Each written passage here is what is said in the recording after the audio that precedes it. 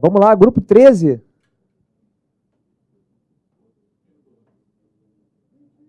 Pronto.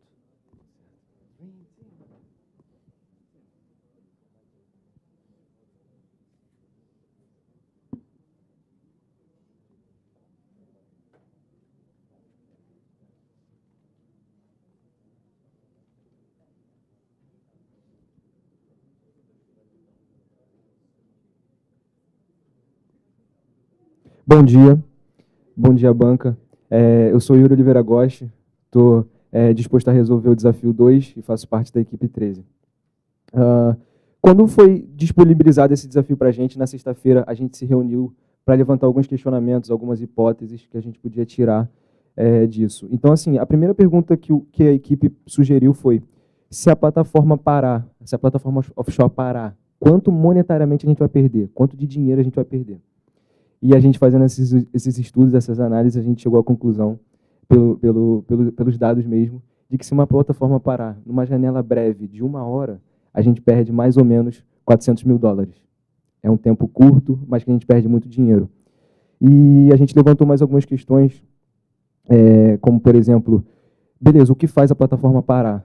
Então, questões de operação, maquinário faz a plataforma parar. E outra questão: quem é responsável por talvez minimizar ou talvez solucionar esse problema? E aí a gente vem com o operador de logística.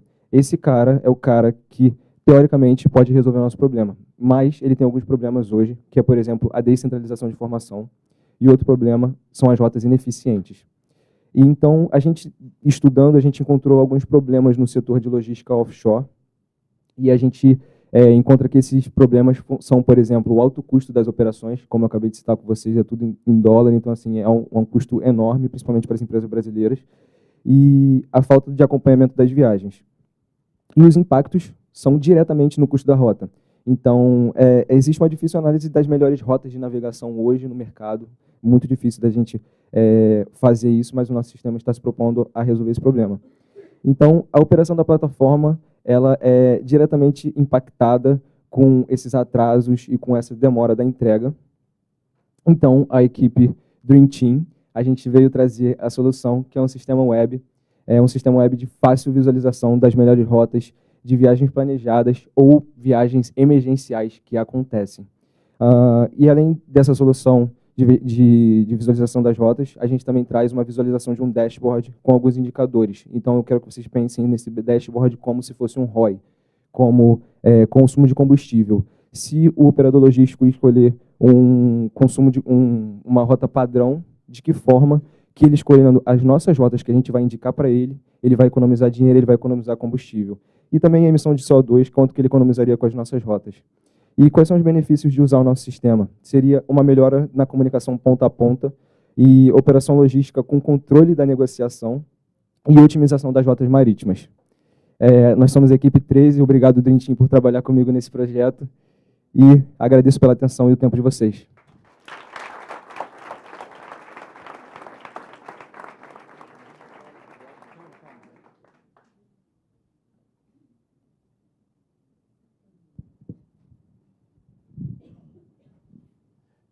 Quais que são os principais dados de entrada aí da ferramenta e qual que é a saída? Para mim também não ficou muito claro qual que é a saída.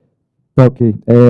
Antes de começar as perguntas, eu gostaria de apresentar o sistema, porque quando a gente está falando desse sistema, a gente não está falando do que a gente quer fazer, o que a gente planeja. A gente, de fato, fez um MVP, que está, inclusive, subido na AWS. E esse aqui seria o dashboard, mais ou menos. A gente pode gerar perguntas a partir disso, mas os dados seriam, mais ou menos, as viagens e as embarcações, que o meu amigo de dados pode trazer melhor essas informações. Sim, né? Obrigado. Quando a gente pensou, né, no desenvolvimento dessa solução, a gente focou no seguinte: a gente poderia trazer a visualização de diversas features, mas a gente focou no seguinte: a gente tem um problema que a gente não tem um dataset que a gente consegue, por exemplo, aplicar um aprendizado supervisionado, clusterização. Então, a gente focou em duas coisas: o que a gente consegue resolver e o que a gente poderia fazer numa possível implementação no roadmap. O que a gente pode resolver é o seguinte: bom, dado algumas condições, por exemplo, na bacia de Campos, que a gente consegue obter latitude, longitude, né, e alguns dados de entrada, por exemplo, vamos estimar tal carga que vai equivaler a um peso e vamos pegar um modelo específico de PSV. O que a gente fez? A gente pegou um problema que seria NP difícil, não determinístico, e a gente trouxe uma solução linear, onde a gente trabalha com combinações. Por exemplo, digamos que eu sou um porto, tá? E eu tenho interesse, por exemplo, recebi um chamado, uma ordem, por exemplo, do SAP, que, por exemplo, a plataforma tal, tem determinada necessidade, por exemplo, de um termopar, porque está ligado a um vaso de separação. Então, basicamente, eu vou tentar fazer diversas combinações, certo? Porque aí eu vou ter um espaço de solução e a minha solução, nossa solução que já está funcionando na AWS, traz para a gente a possibilidade de selecionar qual o trajeto, né, vai ter o menor custo ou o trajeto que vai ter o menor tempo, porque coisas que a gente obteve, né, coisas que têm relação, por exemplo, uma embarcação no modo econômico vai viajar 10 nós, mas vai consumir 100 metros cúbicos por hora de diesel. Então, nós possibilitamos a entrada, né, não apenas de uma embarcação. Então, isso daí permite a seleção de diversas embarcações. E, como saída, nós temos a possibilidade de indicar para o operador de logística a melhor rota, né, ou a mais econômica, e ele tem a liberdade de selecionar a que for mais interessante com os trajetos.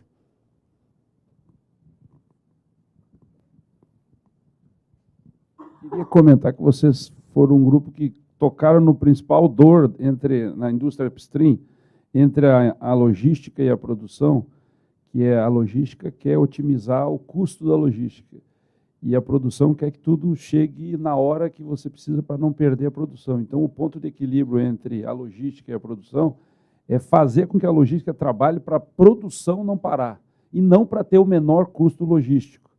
Mas você tocou nesse assunto, nesse ponto na tua apresentação, mas quando você mostrou a arquitetura da ferramenta, você não valorizou a parada da produção. Mas eu entendi, tá certo? Só fazer esse comentário, tá bom? Sim, com certeza. Porque a gente, desde da premissa, assim, a gente escreveu na nossa mesa a seguinte frase: a produção não pode parar. Essa é a prioridade primordial, assim, não pode parar.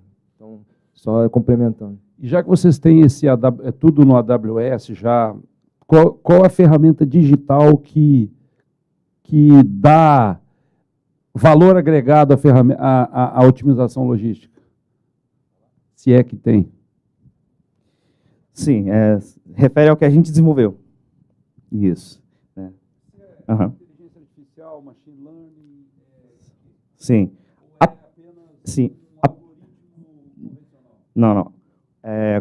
Dado que a gente, novamente, não tem um dataset, por exemplo, com log de operações, coisa que a gente teria, por exemplo, fazer um assessment no cliente, né? Nós, no primeiro momento, a gente pensou o que a gente pode resolver. Então, é um problema linear, onde, por exemplo, a gente encontrou informações, por exemplo, de estados de mar, coisa que a gente aprendeu e achou super bacana. Por exemplo, a altura das ondas, vai dizer o mar está calmo, está revolto, por exemplo, está mais calmo, então vou viajar, por exemplo, a 10 nós, e isso vai ter um efeito lá no consumo de combustível, inclusive afetando o tanto de CO2 que vai ser emitido. Então, essa é a nossa solução. E os próximos passos, por exemplo, seria aplicar por exemplo, um KNN, a gente poderia, por exemplo, aplicar uma classificação para poder determinar a melhor distribuição para os portos, e dos portos a gente poderia desenhar grafos. A importância seria, por exemplo, os pesos, então a gente teria o desenho dos vértices, e ali a gente poderia. Mas seriam os próximos passos. Tá? Muito obrigado, muito obrigado.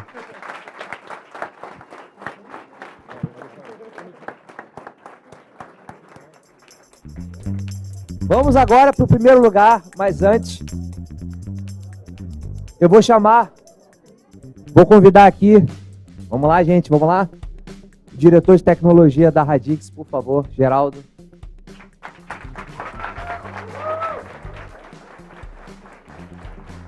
Cadê o cheque? O primeiro lugar do desafio 2 vai para...